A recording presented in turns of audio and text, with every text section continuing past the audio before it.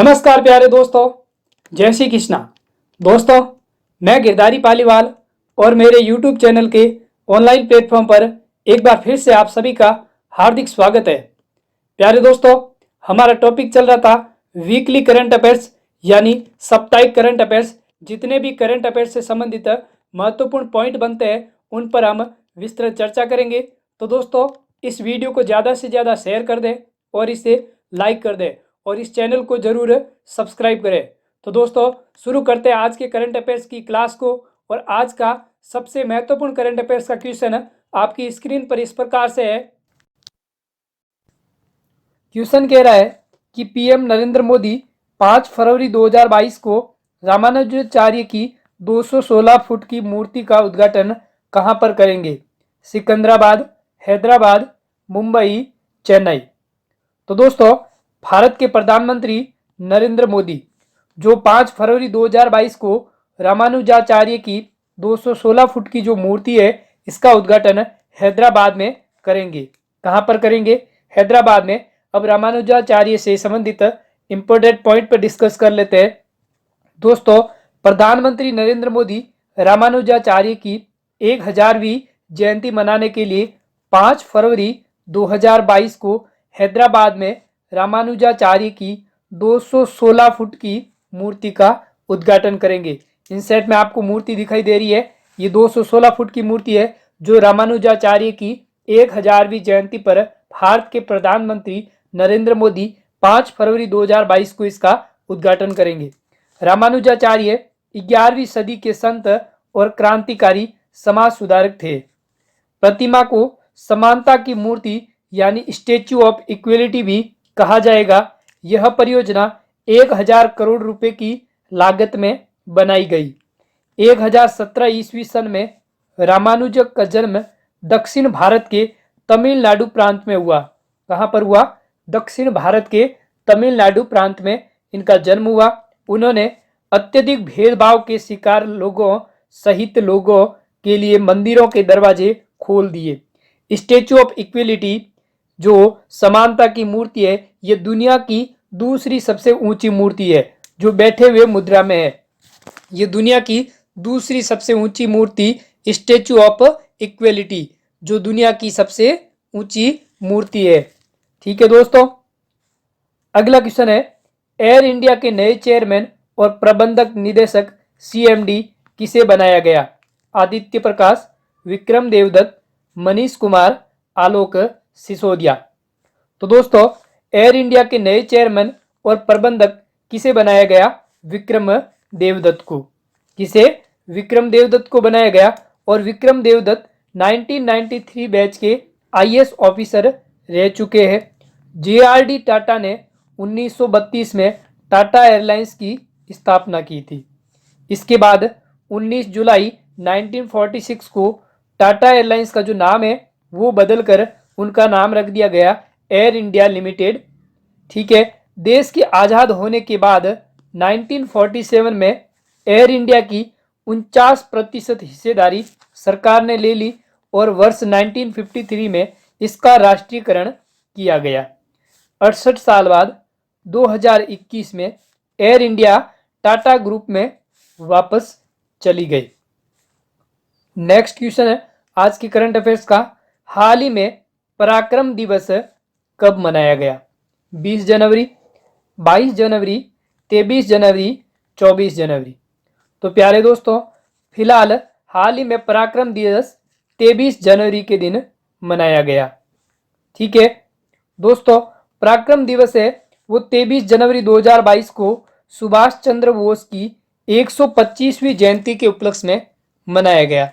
2021 में केंद्र सरकार के द्वारा 23 जनवरी को पराक्रम दिवस मनाए जाने की भी घोषणा की गई थी और 23 जनवरी 2022 को इंडिया गेट पर नेताजी सुभाष चंद्र बोस की भव्य प्रतिमा भी लगाई गई और यह प्रतिमा होलोग्राम की बनाई गई।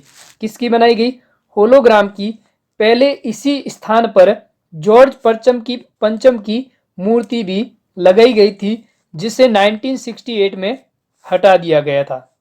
दोस्तों, सुभाष चंद्र बोस नेताजी का जन्म 23 जनवरी 1897 में कटक में हुआ था। नेताजी 1921 में भारतीय राष्ट्रीय कांग्रेस में शामिल हुए थे। नेताजी ने स्वराज नाम से एक अखबार शुरू किया और उन्होंने द इंडियन स्ट्रगल नामक एक पुस्तक लिखी। बहुत ही इंपॉर्टेंट फैक्ट है, याद करना है आपको इस चीज को कि स्वराज नामक अखबार की शुरुआत की थी नेताजी सुभाष चंद्र बोस ने और इन्होंने द इंडियन स्ट्रगल नामक पुस्तक लिखी। बहुत ही इंपॉर्टेंट पॉइंट है। नेताजी को 1925 में उनकी राष्ट्रवादी गतिविधियों के कारण उन्हें जेल जाना पड़ा और 1927 में उन्हें जेल से रिहा कर दिया गया। 2018 में केंद्र सरकार ने अंडमान और निकोबार के रॉस द्वीप का नाम बदलकर नेताजी सुभाष चंद्र बोस द्वीप नाम रख दिया गया और हेवलॉक द्वीप का नाम स्वराज द्वीप के नाम से रखा गया। बहुत ही इंपॉर्टेंट पॉइंट है, एक बार इसका स्क्रीनशॉट ले लें। दोस्तों अगला क्वेश्चन है, आयशा मलिक किस देश की सुप्रीम कोर्ट की पहली महिला न्यायाधीश नियुक्त की गई? बहुत ही अच्छा क्वेश्चन है। आयशा मलिक है वो पाकिस्तान की पहली महिला न्यायाधीश नियुक्त की गई। इससे संबंधित इंपॉर्टेंट फैक्ट पर बात कर लेते हैं। दोस्तों आयशा मलिक वर्तमान में लाहौर हाई कोर्ट में जज है। वर्तमान में उनकी पदोन्नति राष्ट्रपति ने मंजूरी दे दी। 2030 तक आयशा मलिक पाकिस्तान की सुप्रीम कोर्ट की सबसे वरिष्ठ न्यायाधीश होगी, जिससे उनके पाकिस्तान के मुख्य न्यायाधीश बनने की भी संभावना बहुत ही ज़्यादा है। Ayesha Malik international association of women जज का भी हिस्सा है। किसका हिस्सा है? इंटरनेशनल एसोसिएशन ऑफ वुमेन्स जज का भी ये हिस्सा है। नेक्स्ट दोस्तों अगला क्वेश्चन है कि केंद्र शासित प्रदेश जम्मू और कश्मीर का पहला दूध गांव किसे घोषित किया गया? बहुत ही अच्छा क्वेश्चन है। केंद्र शासित प्रदेश जम्मू और कश्मीर का पहला दूध गांव किसे घोषित किया गया?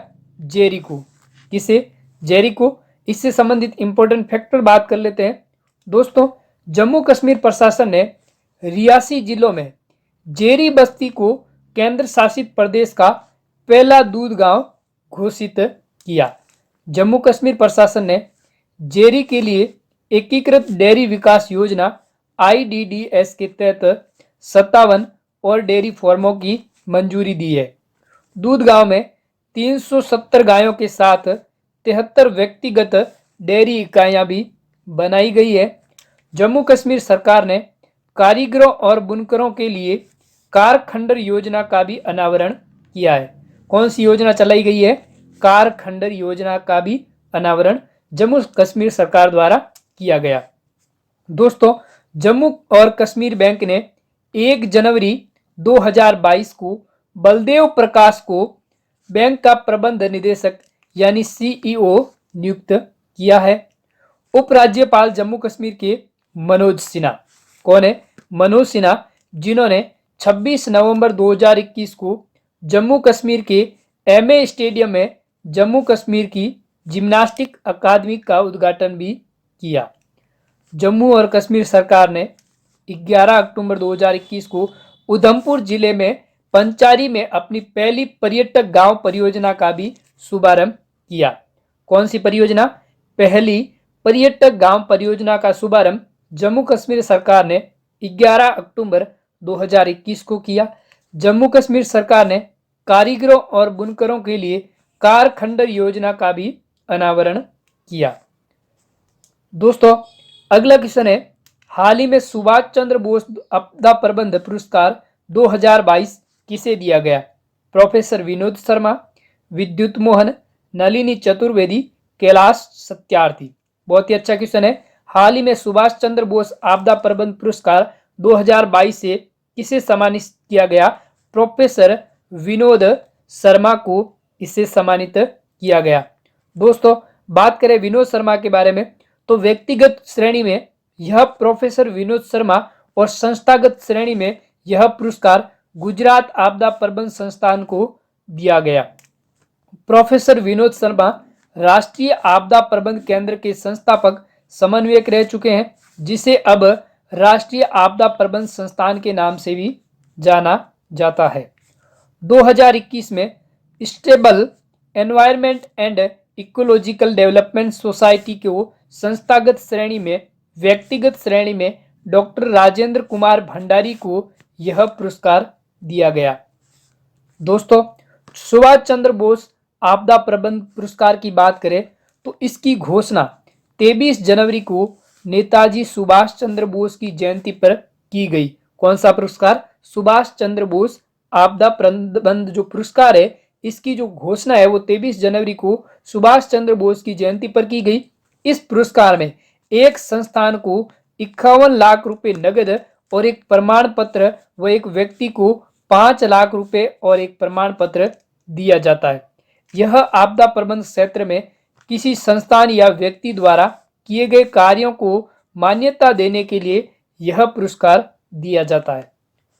दोस्तों, अगला क्वेश्चन, आदि बद्री बांध के निर्माण के लिए हाल ही में हिमाचल प्रदेश और किस राज्य सरकार ने समझौता ज्ञापन पर हस्ताक्षर किए? साथ ही साथ दोस्तों, वीडियो को ज़्यादा से ज़्यादा शेयर करते रहे। जनवरी का जो ये करंट अफेयर्स चल रहा है, साप्ताहिक करंट अफेयर्स, वो आपके लिए बहुत ही लाभदायक होगा एग्जाम की दृष्टि से। तो दोस्तों, यहाँ पर आपका क्वेश्चन है आज की करंट अफेयर्स का कि आदि बद्री बांध के निर्माण के लिए हाल ही में हिमाचल प्रदेश और किस राज्य सरकार ने समझौता ज्ञापन पर हस्ताक्षर किए? दोस्तों, यहाँ पर आपका आंसर हो जाएगा हरियाणा राज्य सरकार ने। किसने? हरियाणा राज्य सरकार और हिमाचल प्रदेश ने राज्य सरकार ने समझौता ज्ञापन पर हस्ताक्षर किए। बात करें दोस्तों, आदि बद्री बांध हरियाणा के यमुनानगर जिले के आदि बद्री क्षेत्र के पास बनाया जाएगा। प्रस्तावित बांध का उद्देश्य 215.35 करोड़ रुपए की अनुमानित लागत के साथ यह बनाया जाएगा और सर 6834 कायाकल्प करना है। बांध से क्षेत्र में जल संरक्षण में भी मदद मिलेगी। दोस्तों, बांध को हिमाचल प्रदेश की सोम नदी से 224 हेक्टेयर मीटर पानी मिलेगा। किस नदी से? सोम नदी से, जो यमुनानगर जिले में आदि बद्री के पास यमुना में गिरती है। आदि बद्री बांध के निर्माण की कार्यकारी agency Himachal Pradesh power corporation limited होगी। ठीक है दोस्तों, अगला क्वेश्चन है, हाल ही में भारत में राष्ट्रीय बालिका दिवस कब मनाया गया? बहुत ही अच्छा क्वेश्चन है। राष्ट्रीय बालिका दिवस कब मनाया गया? 24 जनवरी को। कब मनाया गया? 24 जनवरी को। दोस्तों, राष्ट्रीय बालिका दिवस, इसकी शुरुआत महिला एवं बाल विकास मंत्रालय ने 2008 में की। कब शुरुआत की? 2008 में महिला एवं बाल विकास मंत्रालय द्वारा इस राष्ट्रीय बालिका दिवस की शुरुआत की गई। यह बाल लिंगानुपात, बालिका शिक्षा, लड़कियों के सशक्तिकरण आदि के बारे में जागरूकता फैलाने के लिए मनाया जाता है। इसका मुख्य उद्देश्य बालिकाओं के अधिकारों और उनकी शिक्षा, स्वास्थ्य और पोषण के बारे में जागरूकता बढ़ाना है। अंतर्राष्ट्रीय बालिका दिवस हर साल 11 अक्टूबर को मनाया जाता है। दोस्तों, बालिका दिवस 24 जनवरी को ही क्यों मनाया जाता है? इसका कारण क्या है? दोस्तों, इस दिन 1966 में इंदिरा गांधी ने देश को पहली महिला प्रधानमंत्री के रूप में शपथ ली। देश की पहली महिला प्रधानमंत्री कौन? इंदिरा गांधी। जिसके चलते 24 जनवरी भारत के इतिहास में महिला सशक्तिकरण के लिए एक महत्वपूर्ण दिन माना जाता है। इसलिए इसी दिन बालिका दिवस के रूप में मनाया जाता है। राष्ट्रीय बालिका दिवस 2022 की थीम की बात करें तो इस साल 2022 के लिए अभी बालिका दिवस की थीम घोषित नहीं की गई। 2021 की थीम थी डिजिटल पीढ़ी हमारी पीढ़ी। 2020 में बालिका दिवस की जो थीम रखी गई थी वो थी मेरी आवाज हमारा समान भविष्य। अगला क्वेश्चन दोस्तों, आज के करंट अफेयर्स का, हाल ही में केंद्र सरकार ने किस स्थान पर प्लास्टिक पार्क के निर्माण की मंजूरी दे दी है? बहुत ही अच्छा क्वेश्चन है। किस स्थान पर केंद्र सरकार द्वारा प्लास्टिक जो पार्क है इसके निर्माण की मंजूरी दे दी गई है? मंगलुरु। बी ऑप्शन है वो आपका क्या हो जाएगा? सही हो जाएगा। दोस्तों, इससे इंपॉर्टेंट संबंधित फैक्ट की बात करें तो केंद्र सरकार ने हाल ही में कर्नाटक के मंगलुरु के गंजीमठ में एक प्लास्टिक पार्क बनाने की मंजूरी दी है। यह पार्क 62.77 करोड़ रुपए में बनाया जाएगा और इसे कर्नाटक औद्योगिक क्षेत्र के विकास बोर्ड यानी Karnataka industrial area development board की भूमि में बनाया जाएगा। इस पार्क में स्थानीय युवाओं के लिए सैकड़ों रोजगार पैदा करेगा और इस पार्क में पॉलीप्रोपिलीन यूनिट लगाई जाएगी। इस पार्क में admin building, export building, warehouse facility शामिल होगी। इसके अलावा इस पार्क में परिवहन लागत को कम करने को मदद होगा और इसलिए क्योंकि कंपनियां स्थापित की जाएगी। ऐसा इसलिए होगा क्योंकि यहाँ पर अलग अलग कंपनियां स्थापित की जाएगी। दोस्तों अगला क्वेश्चन है कि गृह मंत्री अमित शाह ने राज्य या केंद्र शासित प्रदेश के लिए पहला जिला सुशासन सूचकांक जारी किया। दोस्तों किस राज्य या केंद्र शासित प्रदेश के लिए गृह मंत्री अमित शाह ने पहला जिला सूचना सुशासन सूचकांक जारी किया है? तो दोस्तों आपका आंसर हो जाएगा जम्मू कश्मीर। किस केंद्र शासित प्रदेश के लिए? जम्मू कश्मीर के लिए। दोस्तों केंद्रीय गृह और सहकारिता मंत्री अमित शाह जो जम्मू और कश्मीर के लिए 20 जिलों के लिए भारत का पहला डिस्ट्रिक्ट गवर्नमेंट इंडेक्स जारी किया है, जिसमें 5 जिले शीर्ष पर है। पहला जम्मू, दूसरा डोडा, तीसरा सांबा, चौथा पुलवामा और पांचवा श्रीनगर। यह सूचकांक प्रशासनिक सुधार और लोक शिकायत विभाग के द्वारा तैयार किया गया। दोस्तों जम्मू कश्मीर राजधानी है श्रीनगर और जम्मू और यहाँ के उपराज्यपाल कौन? मनोज सिन्हा। और यहाँ पर जिलों की संख्या कितनी है? 20। बांध की बात करें तो बगलियर बांध चिनाब नदी पर बना हुआ है, दुलस्ती बांध चिनाब नदी पर बना हुआ है, उरी है जो द्वितीय बांध है जो झेलम नदी पर बना हुआ है। राष्ट्रीय उद्यान की बात करें तो यहाँ पर दाचीगाम राष्ट्रीय उद्यान, सलीम अली राष्ट्रीय उद्यान, काजीजांग राष्ट्रीय उद्यान, किश्तवाड़ राष्ट्रीय उद्यान, ये सारे के सारे राष्ट्रीय उद्यान कहाँ पर है? जम्मू कश्मीर में। दोस्तों अगला क्वेश्चन है कि हाल ही में कितने बच्चों को प्रधानमंत्री राष्ट्रीय बाल पुरस्कार 2022 से सम्मानित किया गया? बहुत ही अच्छा क्वेश्चन है। प्रधानमंत्री राष्ट्रीय बाल पुरस्कार 2022 में कितने बच्चों को सम्मानित किया गया? 29 बच्चों को। कितने बच्चों को? 29 बच्चों को। दोस्तों प्रधानमंत्री राष्ट्रीय बाल पुरस्कार 2022 ये 29 बच्चों को प्रदान किया गया। इसमें विजेताओं में 21 राज्यों और केंद्र शासित प्रदेशों के 15 लड़के और 14 लड़कियां भी शामिल है। इस पुरस्कार में 1 लाख रुपए का नगद पुरस्कार दिया जाएगा और भारत सरकार द्वारा 6 श्रेणियों में असाधारण क्षमताओं और उत्कृष्ट उपलब्धियां हैं, उनके आधार पर यह सम्मान दिया जाएगा।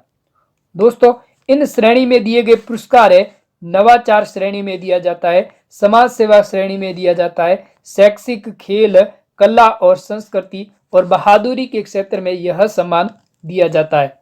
दोस्तों इस सम्मान के प्रमुख विजेता गौरी माहेश्वरी, जिन्हें कला और संस्कृति के क्षेत्र में यह सम्मान दिया गया और वह कहाँ से बिलोंग करती है? राजस्थान से।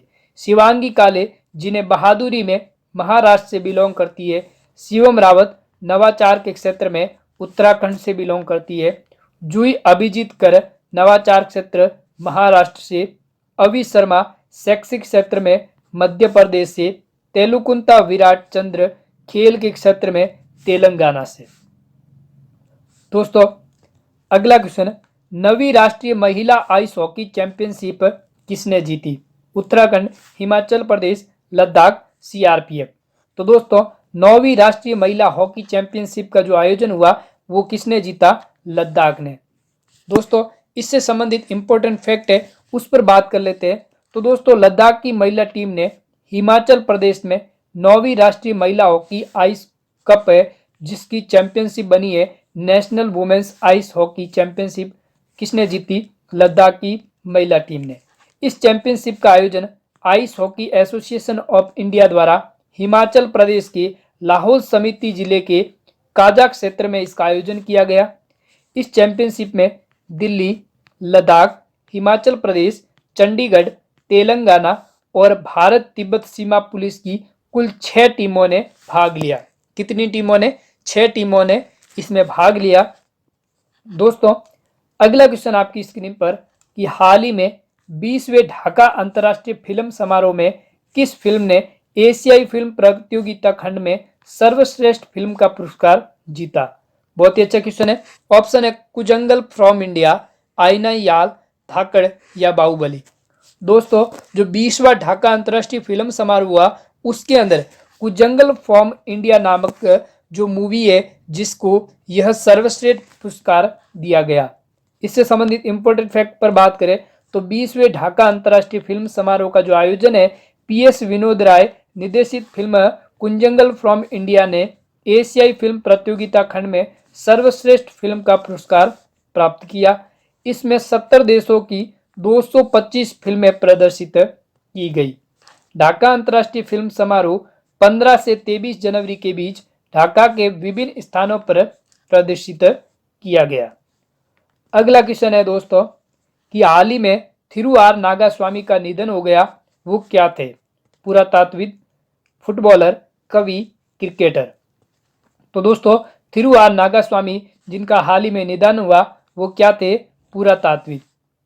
दोस्तों थिरु आर स्वामी की बात करें तो प्रसिद्ध भारतीय इतिहासकार, पुरातत्वविद और तमिलनाडु के पुरालेखविद रामचंद्र नागास्वामी का निधन हो गया। वे तमिलनाडु सरकार के पुरातत्व विभाग के पहले निदेशक थे। नागास्वामी को मंदिर के शिलालेख और तमिलनाडु के लिए कला इतिहास पर उनके काम के लिए जाना जाता है। इनकी नवीनतम पुस्तक सेंथमीज नादम पांडवम, बहुत ही अच्छा फैक्ट है। इनकी जो पुस्तक का नाम है सेंथमीज नादम पांडवम। इन्हें पद्म भूषण पुरस्कार से भी सम्मानित किया गया है। दोस्तों अगला क्वेश्चन है कि हाल ही में कौन सा गांव देश का पहला सैनिटरी नैपकिन मुक्त गांव बन गया? बहुत ही अच्छा क्वेश्चन है, स्टार लगा दे कि हाल ही में कौन सा गांव जो पहला सैनिटरी नैपकिन मुक्त गांव बन गया? कुबलंगी, बिल्लारी, कबीर नगर, जेती। तो दोस्तों आपका आंसर हो जाएगा कुबलंगी। क्या आंसर हो जाएगा? कुबलंगी है जो देश का पहला सैनिटरी नैपकिन मुक्त गांव बन गया।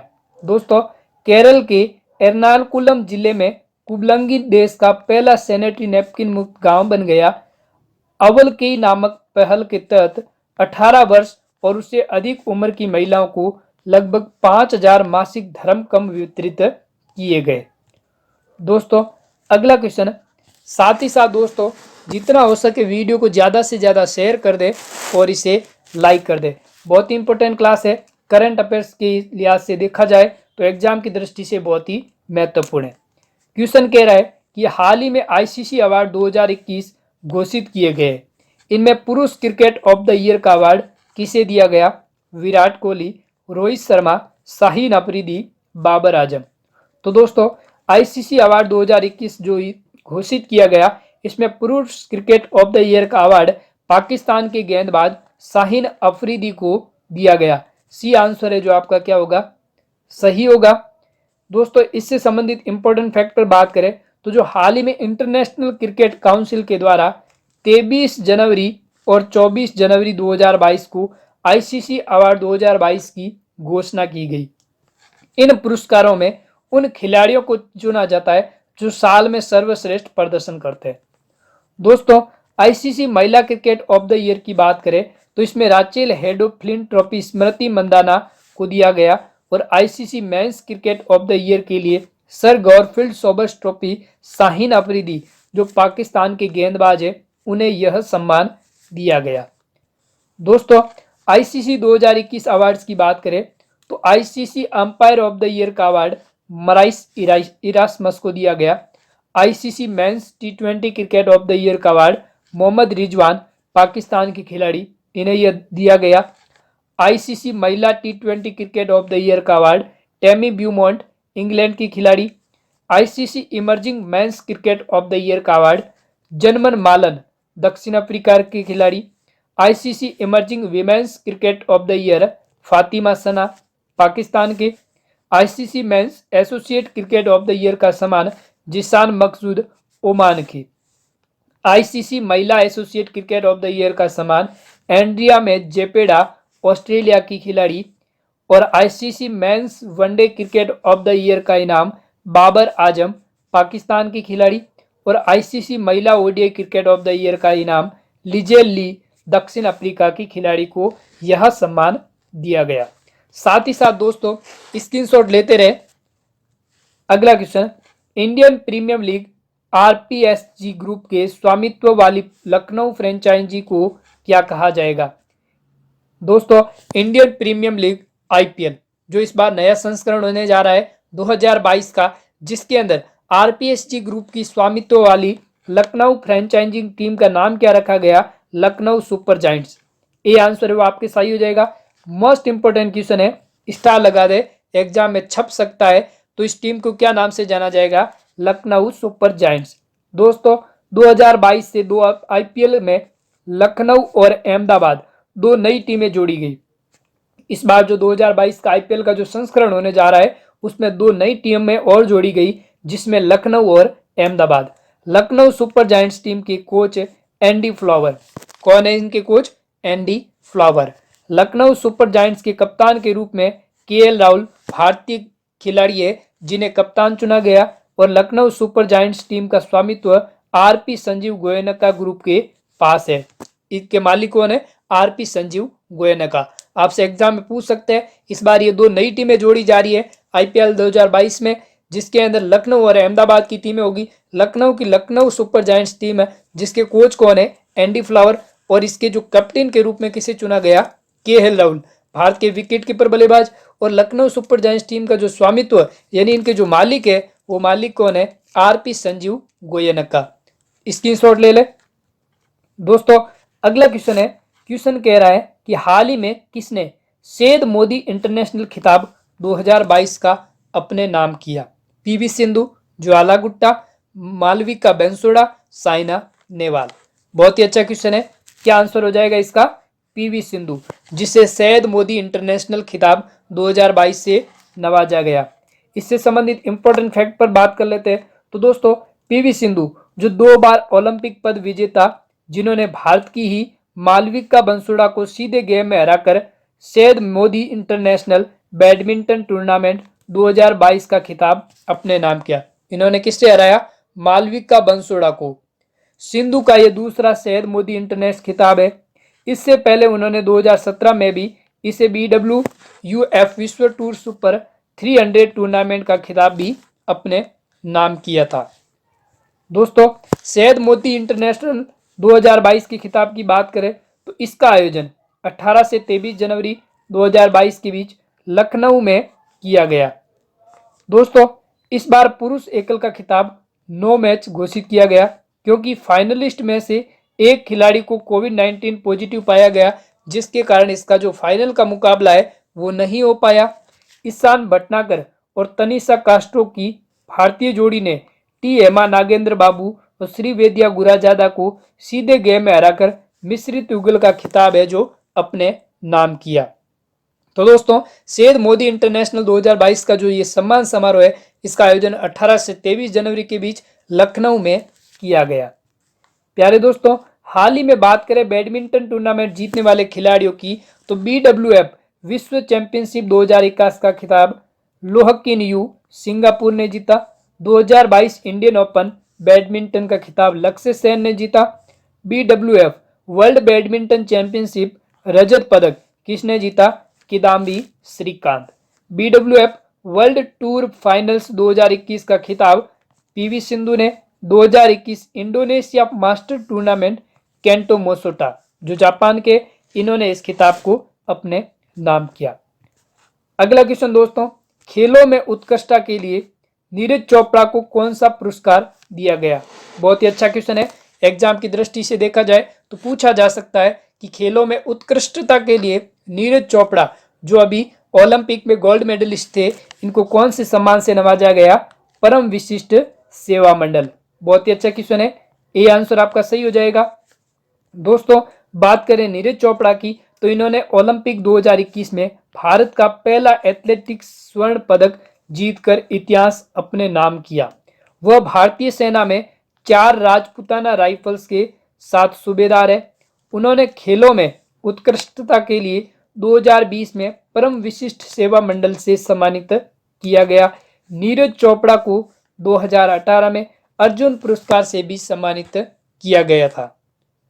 दोस्तों अगला क्वेश्चन है कि हाल ही में असम सरकार के द्वारा किसे असम वैभव सम्मान प्रदान किया गया? रतन टाटा, तरुण गोगोई, नरेंद्र मोदी, अमित शाह। बहुत ही अच्छा क्वेश्चन है। असम सरकार के द्वारा किसे असम वैभव सम्मान प्रदान किया गया? तो दोस्तों आंसर हो जाएगा रतन टाटा। दोस्तों बात करें असम के सीएम हेमंत बिस्वा, कौन है असम के सीएम? हेमंत बिस्वा शर्मा ने 2021 के लिए असम वैभव, असम सौरव और असम गौरव, ये 3 तरह के पुरस्कार होते हैं, इन्हें पुरस्कार देने की घोषणा की, जिसमें असम वैभव जो पुरस्कार है वो किसे दिया गया? रतन टाटा को।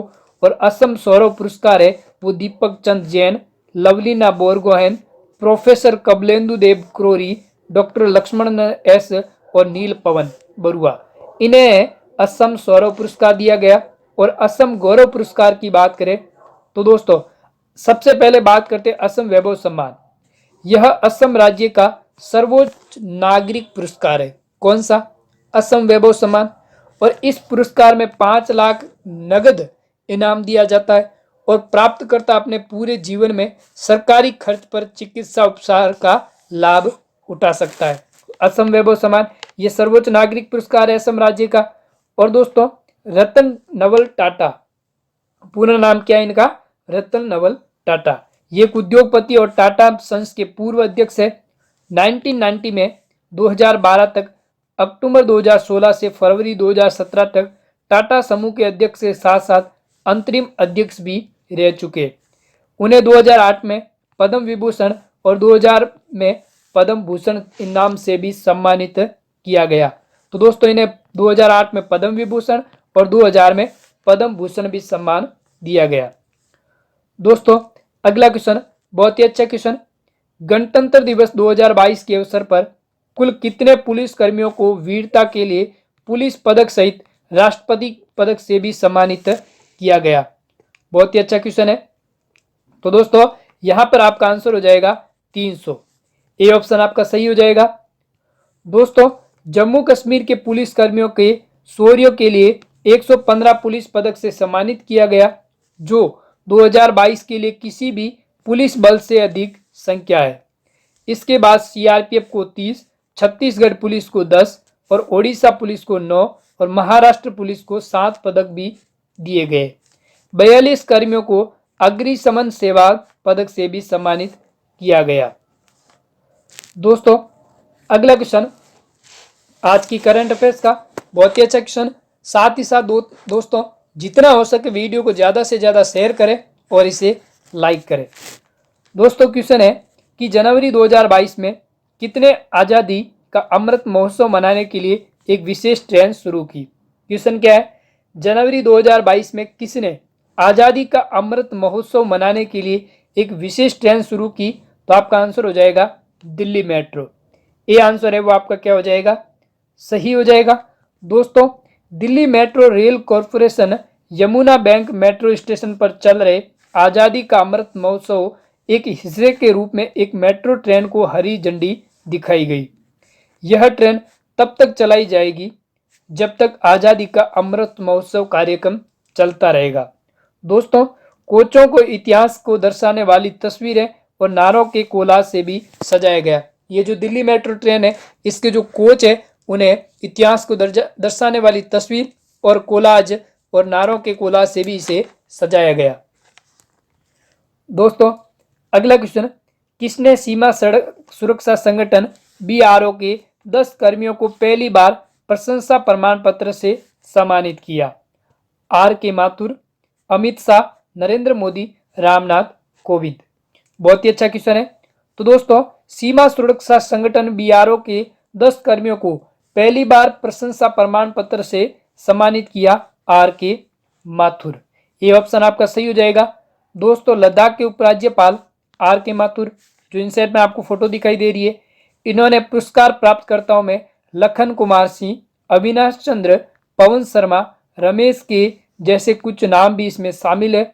उन्हें लद्दाख में बुनियादी ढांचे के निर्माण और रखरखाव की दिशा में उनके असाधारण योगदान के लिए सम्मानित किया गया। दोस्तों, बीआरओ भारत के सबसे चुनौतीपूर्ण इलाकों में बुनियादी ढांचे का निर्माण और रखरखाव करने वाला एक प्रमुख संगठन है। इसकी स्थापना कब की गई? 7 मई 1960 में। दोस्तों, अगला क्वेश्चन है कि केंद्र सरकार ने कुल कितने लोगों को पद्म अवार्ड 2022 देने की घोषणा की है? बहुत ही अच्छा क्वेश्चन है। इस बार के करंट अफेयर्स का बहुत ही इंपॉर्टेंट क्वेश्चन एग्जाम में इस बार छप सकता है कि केंद्र सरकार ने कुल कितने लोगों को पद्म अवार्ड 2022 देने की घोषणा की है। तो दोस्तों, आपका आंसर हो जाएगा 128। सी ऑप्शन है वो आपका क्या हो जाएगा? सही हो जाएगा। दोस्तों, बात करें पद्म अवार्ड की तो राष्ट्रपति की अप्रूवल के बाद केंद्र सरकार ने फिलहाल 73वें गणतंत्र दिवस 2022 की पूर्व संध्या पर यह पद्म पुरस्कार विजेताओं के नामों की घोषणा की है। इसमें कुल 128 पद्म पुरस्कार दिए जाएंगे, जिसके अंदर 4 पद्म विभूषण, 17 पद्म भूषण और 107 पद्मश्री से सम्मानित किए जाएंगे। इस पुरस्कार में हर साल गणतंत्र दिवस के अवसर पर यह घोषित किया जाता है और पद्म अवार्ड पाने वालों में 34 महिलाएं और विदेशीय की श्रेणी में 10 लोग हैं। 13 लोगों को मरणोपरांत अवार्ड की घोषणा की गई है, जिनमें 13 लोग ऐसे हैं जिन्हें मरणोपरांत अवार्ड भी दिया जाएगा। दोस्तों, बात करें पद्म विभूषण सम्मान की, यह आपको इन सेट में फोटो दे रखी है। एक पद्म विभूषण, दूसरा पद्म भूषण और एक है पद्मश्री। इस तरह के दिखाई देते हैं। तो पद्म विभूषण सम्मान प्रभा अत्रे आर्ट के क्षेत्र में दिया जाएगा। राधेश्याम खेमका मरणोपरांत, जिन्हें साहित्य और शिक्षा के क्षेत्र में दिया गया। जनरल विपिन रावत मरणोपरांत सिविल सर्विस के क्षेत्र में इन्हें दिया गया।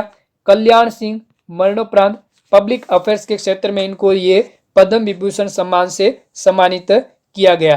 तो कितने जनों को पद्म विभूषण सम्मान मिला? 4 जनों को। और दोस्तों, बात करें पद्म भूषण सम्मान की तो पद्म भूषण सम्मान 17 जनों को दिया गया। गुलाम नबी आबाद पब्लिक अफेयर्स के क्षेत्र में, जो जम्मू कश्मीर से बिलोंग करते हैं। विक्टर बनर्जी आर्ट पश्चिम बंगाल। गुरमीत बाबा मरणोपरांत आर्ट के क्षेत्र में पंजाब से। बुद्धदेव भट्टाचार्य पब्लिक अफेयर्स पश्चिम बंगाल से। Natarajan Chandrasekaran trade and industry Maharashtra. Krishna एला और सुमित्रा एला ट्रेड एंड इंडस्ट्री तेलंगाना। मधुर जाफरी पाक के कला यूएसए। देवेंद्र झाझरिया खेल के क्षेत्र में राजस्थान से। राशिद खान आर्ट उत्तर प्रदेश से। राजीव महर्षि सिविल सर्विसेज राजस्थान से। Satya Nadella trade and industry USA. Sundar Pichai trade and industry USA. Cyrus Poonawalla trade and industry Maharashtra. Sanjay Rajaram मरणोपरांत साइंस एंड इंजीनियरिंग मैक्सिको से। Pratibha Ray literature and education Odisha. Swami Sachchidanand literature and education Gujarat. Vashishtha Tripathi literature and education Uttar Pradesh. तो दोस्तों, ये 17 जनों को पद्म भूषण सम्मान दिया गया। बात करें पद्मश्री की तो इसमें इंपॉर्टेंट जान लेते हैं। तो ओलंपिक में गोल्ड मेडल जीतने वाले नीरज चोपड़ा को पद्मश्री सम्मान दिया गया। भाला फेंकने के पैरा खिलाड़ी सुमित एंटिल, इन्हें भी पद्मश्री सम्मान दिया गया। बैडमिंटन के पैरा खिलाड़ी प्रमोद भगत, इनको भी पद्मश्री सम्मान से सम्मानित किया गया। वंदना कटारिया, अवनी लेखरा को पद्मश्री देने का ऐलान हुआ, तो इन्हें भी ये पद्मश्री सम्मान दिया जाएगा।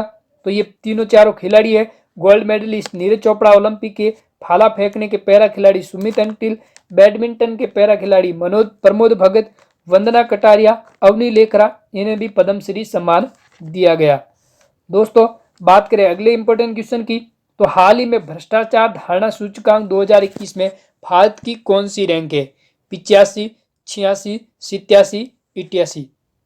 तो दोस्तों, भ्रष्टाचार धारणा सूचकांक में भारत का 85वां स्थान है। इससे संबंधित फैक्ट पर बात करें तो ट्रांसपेरेंसी इंटरनेशनल जर्मनी ने कॉरपोरेशन परसेप्शन इंडेक्स जारी किया। दोस्तों, इसमें विश्व के 180 देशों ने भारत में 85वां स्थान प्राप्त किया, जिसमें यह रैंकिंग देशों के सार्वजनिक क्षेत्र में भ्रष्टाचार के आधार पर बनाई गई। यहाँ 0 का मतलब बेहद भ्रष्ट है, 100 के स्कोर का मतलब है कि यह देश स्वच्छ है। भारत ने इस सूचकांक में 40 अंक हासिल किए और भारत ने 2020 में 86वें नंबर पर और 2019 में 80वें स्थान पर रहा और 2021-22 की बात करें तो 85वें स्थान पर भारत का जो स्थान रहा। दोस्तों, भ्रष्टाचार धारणा सूचकांक 2021 की बात करें तो रैंकिंग में 3 देश डेनमार्क, फिनलैंड और न्यूजीलैंड 88 का स्कोर ने संयुक्त रूप से शीर्ष स्थान हासिल किया। जो शीर्ष स्थान पर कौन कौन से है? एक तो डेनमार्क, दूसरा फिनलैंड और तीसरा न्यूजीलैंड। पड़ोसी मुल्कों में भूटान सबसे अच्छी स्थिति में, भूटान 68 अंकों के साथ 25वें नंबर पर और पाकिस्तान 16 नंबर नीचे पहुंचकर 140वें नंबर पर पहुंच गया। चीन ने अपनी स्थिति में काफी सुधार किया, जिसमें पिछले साल इसकी रैंकिंग 78 थी, इस बार यह रैंकिंग 66 पर है। अगला क्वेश्चन, हाल ही में केंद्र सरकार के द्वारा पीएससी बैंक और किस बैंक के विलय की मंजूरी दे दी गई? Punjab national bank, UCO bank, India bank, unity small finance bank. तो दोस्तों, यहां पर आपका आंसर हो जाएगा unity small finance bank. D answer आपका सही हो जाएगा। दोस्तों, Punjab and Maharashtra co operative PMC bank और यूनिटी स्मॉल फाइनेंस बैंक के विलय को केंद्र सरकार ने मंजूरी दे दी है। पीएमसी बैंक की सभी शाखाएं 25 जनवरी 2022 से unity small finance bank limited की शाखाओं के रूप में कार्य करेगी। इससे पहले दिसंबर 2021 में आरबीआई के द्वारा पीएमसी बैंक पर प्रतिबंध मार्च 2022 तक बढ़ा दिया गया। दोस्तों, रिजर्व बैंक ऑफ इंडिया की बात करें तो 1 अप्रैल 1935 को 5 करोड़ की पूंजी के साथ रिजर्व बैंक ऑफ इंडिया की स्थापना की गई। राष्ट्रीयकरण इसका हुआ 1 जनवरी 1949 को और इसका मुख्यालय कहां पर बना हुआ है? मुंबई में। बहुत इंपॉर्टेंट पॉइंट है, याद रखना है इसको कि जो रिजर्व बैंक ऑफ इंडिया का जो मुख्यालय है वो कहां पर है? मुंबई में। और आरबीआई के प्रथम गवर्नर सर ऑसबोर्न स्मिथ थे। स्वतंत्रता के समय गवर्नर सीडी देशमुख थे और वर्तमान में गवर्नर शक्तिकांत दास। बहुत ही अच्छा पॉइंट है, इससे संबंधित आपसे पूछ सकते हैं एग्जाम में कि इसके जो स्वतंत्रता के समय इसके गवर्नर कौन थे? सीडी देशमुख और वर्तमान में आरबीआई के गवर्नर शक्तिकांत दास। अगला क्वेश्चन, चिरू 2022 नौसेना अभ्यास किन देशों के बीच में शुरू हुआ? चीन, रूस, ईरान, उपरोक्त सभी। यहां पर कर देना, ये उपरोक्त सभी लिखा हुआ है, यहां पर उपरोक्त सभी। तो दोस्तों, जो चिरू 2022 नौसेना अभ्यास है वो चीन, रूस और नेपाल, ईरान इन तीनों देशों के साथ किया गया। तो उपरोक्त सभी आपका आंसर हो जाएगा। बात करें चिरू ओमान की खाड़ी में चीन, रूस और ईरान द्वारा आयोजित एक नौसैनिक अभ्यास है। यह देश अब अपने सैन्य सहयोग को गहरा करने के अवसरों की तलाश कर रहे हैं। इसे नौसेना अभ्यास के द्वारा तीनों देश अपने सैन्य सहयोग को मजबूत करना चाहते हैं। रूस ने इस अभ्यास में भाग लेने के लिए अपनी प्रशांत बेड़े की टास्क फोर्स भेजी। अगला क्वेश्चन है कि Hindustan petroleum corporation limited HPCL के नए चेयरमैन एवं प्रबंधक निदेशक किसे नियुक्त किया गया? प्रदीप कुमार जोशी, पुष्प कुमार जोशी, राहुल कुमार सचदेवा, प्रकाश कुमार अग्निहोत्री। तो दोस्तों, HPCL Hindustan petroleum corporation limited के नए चेयरमैन किसे बनाया गया? पुष्प कुमार जोशी। प्यारे दोस्तों, पब्लिक एंटरप्राइजेस सिलेक्शन बोर्ड ने पुष्प कुमार जोशी को नया चेयरमैन यानी एमडी हिंदुस्तान पेट्रोलियम का बनाया गया। जोशी फिलहाल कंपनी में एचआर डायरेक्टर के पद पर पदस्थ थे। एचपीसीएल एक महारत्न कंपनी है। इसे भारतीय कंपनी अधिनियम 1913 के तहत एक कंपनी के रूप में मूल रूप से निगमित किया गया। दोस्तों, हिंदुस्तान पेट्रोलियम कॉर्पोरेशन लिमिटेड की बात करें तो इसकी स्थापना 1974 में की गई और इसका मुख्यालय कहां पर है? मुंबई, महाराष्ट्र में। भारत सरकार की दूसरी सबसे बड़ी एकीकृत तेल शोधन और विपणन करने वाली सार्वजनिक क्षेत्र की कंपनी है। भारत में इसका पेट्रोलियम उत्पादों के विपणन में कुल योगदान 20.9% और तेल शोधन में 10.3%। अगला क्वेश्चन है दोस्तों कि किसने 27 जनवरी 2022 को वर्चुअल फॉर्मेट में पहले भारत मध्य एशिया की शिखर सम्मेलन की मेजबानी की? अमित शाह, पीयूष गोयल, नरेंद्र मोदी, एस जयशंकर। तो दोस्तों वर्चुअल फॉर्मेट में पहले भारत मध्य एशिया शिखर सम्मेलन की मेजबानी नरेंद्र मोदी ने की। दोस्तों इस वर्चुअल सम्मेलन में भारत के अलावा कजाकिस्तान, उज्बेकिस्तान, तजाकिस्तान, तुर्कमेनिस्तान और किर्गिस्तान ये देश इसमें शामिल थे। इस शिखर सम्मेलन के दौरान नेताओं से अंतर्राष्ट्रीय और क्षेत्रीय मुद्दों पर अपने विचारों का आदान प्रदान करने की उम्मीद है और भारत और मध्य एशिया के बीच व्यापार लगभग $2 मिलियन का है। अगला क्वेश्चन है दोस्तों कि हाल ही में पद्मश्री अवार्ड से सम्मानित किस प्रसिद्ध कथकली नृत्यांगना का निधन हो गया। बहुत ही अच्छा क्वेश्चन है, इंपॉर्टेंट क्वेश्चन है कि हाल ही में पद्मश्री अवार्ड से सम्मानित किया गया कौन सी कथकली नृत्यांगना है जिनका निधन हो गया। तो दोस्तों यहाँ पर आपका आंसर हो जाएगा मिलिनी साल्विनी। किनका निधन हुआ? मिलिना साल्विनी। दोस्तों मिलिना साल्विनी इनका जन्म नियमित रूप से भारत खासकर केरल आया करती थी। ये कहाँ से जन्मी है? इटली से बिलोंग करती है और नियमित रूप से भारत खासकर ये केरल से आया करती थी और उन्होंने केरल में एक कथकली सीखी और पेरिस में भारतीय नृत्य शैलियों के लिए एक स्कूल सेंटर मंडप चलाया। भारत सरकार ने अभिनय कला के क्षेत्र में उनके योगदान हेतु 2019 में उन्हें पद्मश्री पुरस्कार से सम्मानित किया गया। दोस्तों अगला क्वेश्चन आज के करंट अफेयर्स का, हाल ही में कोरोना के नए वेरिएंट न्यूकोव का पता किस देश में चला? दक्षिण अफ्रीका, कनाडा, अमेरिका, चीन। तो दोस्तों अभी कोरोना का फिलहाल में नया वेरिएंट वो कौन से देश से मिला? दक्षिण अफ्रीका से। दोस्तों वुहान के वैज्ञानिक ने इसे लेकर बड़ा दावा किया है कि इसका कहना है कि वेरिएंट है जो दक्षिण अफ्रीका में मिला है और इसकी संक्रमण और मृत्यु दर दोनों ही बहुत ज्यादा है। बात करें इस वेरिएंट की तो 3 मरीजों में से एक की जान जा सकती है। रूस की न्यूज एजेंसी स्पुतनिक के मुताबिक यह वेरिएंट नया नहीं है, यह कोरोना वेरिएंट मर्स को वायरस से जुड़ा हुआ है और सबसे पहले 2012 और 2015 में पश्चिम एशियाई देशों में इसके मरीज मिले थे। अगला क्वेश्चन, भारत की संसद द्वारा लॉन्च किए गए डिजिटल ऐप का नाम क्या है? बहुत ही अच्छा क्वेश्चन है। भारत की जो संसद है उसके द्वारा लॉन्च किया गया एक डिजिटल ऐप है, उसका नाम क्या है? डिजिटल संसद। दोस्तों संसद ने एक नया ऐप डिजिटल संसद नाम से लॉन्च किया है जिससे लोगों और लॉ मेकर्स के लिए संसद में कार्यवाही का पालन करना इसमें आसान हो जाएगा। इसके अलावा यह संसद के सदस्यों को व्यक्तिगत अपडेट की जांच करने जैसी सेवाओं तक पहुंचाने में मदद करेगा और भविष्य में संसद उपस्थिति के लिए लॉग इन कर सकते हैं और प्रश्न काल के लिए प्रश्न दे सकते हैं और बहस के लिए नोटिस जमा कर सकते हैं। तो ये जो संसद डिजिटल लॉन्च ऐप है वो बहुत ही उपयोगी है। दोस्तों प्रमुख ऐप और पोर्टल की बात करें तो श्रम शक्ति पोर्टल ये केंद्रीय जनजाति कृषि कार्य मंत्रालय उद्यम, सारथी ऐप है जो उत्तर प्रदेश सरकार, ई छावनी पोर्टल रक्षा मंत्रालय और मेरा राशन मोबाइल ऐप केंद्रीय उपभोक्ता मामले, खाद्य और सार्वजनिक वितरण मंत्रालय, मधु क्रांति पोर्टल कृषि मंत्रालय और प्राणिक पोर्टल है जो power grid corporation India limited, ये प्रमुख ऐप और इनके पोर्टल। अगला क्वेश्चन है दोस्तों, किस राज्य ने पहला ओडीएफ खुले में शौच मुक्त प्लस गांव घोषित किया है? किस राज्य ने? मणिपुर, तेलंगाना, मिजोरम, अरुणाचल प्रदेश।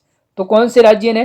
तो दोस्तों आपका आंसर हो जाएगा मिजोरम राज्य ने ओडीएफ खुले में शौच मुक्त प्लस गांव घोषित किया। दोस्तों मिजोरम में आइजोल जिले के एबोक ब्लॉक में दक्षिण मोबुआंग को एक मॉडल ओडीएफ यानी खुले में शौच मुक्त प्लस गांव घोषित किया है। इसने स्वच्छ भारत मिशन ग्रामीण चरण दिशा निर्देशों के अनुसार सभी मानदंडों को पूरा किया है। इस गांव में 116 घरों के 649 लोगों की आबादी है और इस गांव को 2021 में राष्ट्रीय पंचायत पुरस्कार से भी सम्मानित किया गया। अगला क्वेश्चन आज की करंट अफेयर्स का, हाल ही में बैडमिंटन के उड़ीसा ओपन के पहले संस्करण का आयोजन किस शहर में किया गया? कटक, भुवनेश्वर, दिल्ली, भोपाल। तो कौन से शहर में इसका आयोजन किया गया? कटक में। बैडमिंटन के उड़ीसा ओपन के पहले संस्करण का जो आयोजन है वो कटक में किया गया। दोस्तों उड़ीसा जो ओपन 2022 का जो आयोजन है वो हुआ था 25 जनवरी 2022। यह आयोजन कटक के जवाहरलाल नेहरू इंडोर स्टेडियम में शुरू हुआ और यह ओडिशा ओपन का पहला संस्करण था। इसका आयोजन बैडमिंटन एसोसिएशन ऑफ इंडिया के द्वारा किया जा रहा है और इसमें 18 देशों के 300 से अधिक बैडमिंटन खिलाड़ी भाग ले रहे हैं। अगला क्वेश्चन है दोस्तों कि चरणजीत सिंह जनवरी 2022 में इनका निधन हुआ, वह किस खेल से जुड़े थे? Hockey, cricket, football, badminton. तो दोस्तों चरणजीत सिंह का जो निधन हुआ है वो किस खेल से जुड़े हुए थे? हॉकी से। चरणजीत सिंह की बात करें तो इन्हें अर्जुन अवार्ड और पद्मश्री पुरस्कार से अलंकृत 1964 टोक्यो ओलंपिक में हॉकी में स्वर्ण पदक प्राप्त किया और ये कप्तान रह चुके हैं। चरणजीत सिंह का जो निधन है वो 97 वर्ष की उम्र में हुआ और इसी दौरान 1960 व 1964 के 2 ओलंपिक तथा एशियन स्पर्धा में भाग लिया और भारत में 1964 के टोक्यो ओलंपिक में केवल 1 मेडल जीता था। भारतीय हॉकी टीम ने ओलंपिक में अब तक 8 गोल्ड, 1 सिल्वर और 3 ब्रॉन्ज मेडल जीते हैं। दोस्तों अगला question, India's women unsung heroes नामक पुस्तक किसके द्वारा लिखी गई? बहुत ही अच्छा क्वेश्चन है, स्टार लगा दे। इंडियाज वीमेन अनसंग हीरोज नामक पुस्तक किसके द्वारा लिखी गई है? मीनाक्षी लेखी द्वारा। सी ऑप्शन है वो आपका सही हो जाएगा। दोस्तों केंद्रीय संस्कृति राज्य मंत्री मीनाक्षी लेखी आजादी का महोत्सव के हिस्से के रूप में स्वतंत्रता संग्राम में शामिल भारत की गुमनाम न्यायिकाओं में एक सचित्र पुस्तक इंडियाज वीमेन अनसंग हीरोज का विमोचन किया। ये आपको इंसर्ट में फोटो दिखाई दे रहा है जो किसका है? मीनाक्षी लेखी का। और इसमें उन रानियों की कहानियां हैं जिन्होंने साम्राज्यवादी शासन के खिलाफ संघर्ष में औपनिवेशिक शक्तियों से लड़ाई की और पुस्तक का जो विमोचन है वो अमर चित्रकथा के सहयोग से किया गया। अगला क्वेश्चन है आज का आखिरी क्वेश्चन, आज के करंट अफेयर्स का। हाल ही में 25 जनवरी 2022 को संपन्न हुए पश्चिमी लहर संयुक्त समुद्री अभ्यास का आयोजन कहां पर किया गया? अरब सागर, बंगाल की खाड़ी, हिंद महासागर, ओमान की खाड़ी। तो दोस्तों 25 जनवरी 2022 को संपन्न हुए पश्चिम लहर संयुक्त समुद्री जो अभ्यास का आयोजन है वो आपके हुआ था अरब सागर में। दोस्तों यह अभ्यास अरब सागर में 20 दिनों तक किया जाएगा। इस समुद्री अभ्यास में भारतीय नौसेना, भारतीय वायुसेना और भारतीय सेना और तटरक्षक बल ने भाग लिया। पश्चिमी नौसेना के तत्वाधान में आयोजित संयुक्त समुद्री अभ्यास पश्चिमी लहर XPL 2022 25 जनवरी 2022 को संपन्न हुआ। संयुक्त समुद्री अभ्यास पश्चिम लहर की बात करें तो दोस्तों इस नौसेना अभ्यास में भारतीय नौसेना के 40 से अधिक जहाजों और पनडुब्बियों ने भाग लिया। भारतीय विमान SUV 30 MKI जगुआर समुद्री स्ट्राइक विमान, हवाई चेतावनी और नियंत्रण प्रणाली AWAC और IL-38SD ने भी इस समुद्री अभ्यास में पूर्ण रूप से भाग लिया। इसका जो मुख्य उद्देश्य है वो पश्चिमी भारतीय नौसेना, भारतीय वायुसेना, भारतीय सेना और तटरक्षक बल के बीच तालमेल बढ़ाना है। तो दोस्तों आज के करंट अफेयर्स, ये जो आपका जो सप्ताह भर का जो करंट अफेयर्स था एग्जाम की दृष्टि से बहुत ही महत्वपूर्ण है। इस वीडियो को ज़्यादा से ज़्यादा शेयर करें और इसे लाइक करें। अगर आपको वीडियो अच्छा लगा है तो इस चैनल को एक बार जरूर सब्सक्राइब कर दें। तब तक के लिए धन्यवाद।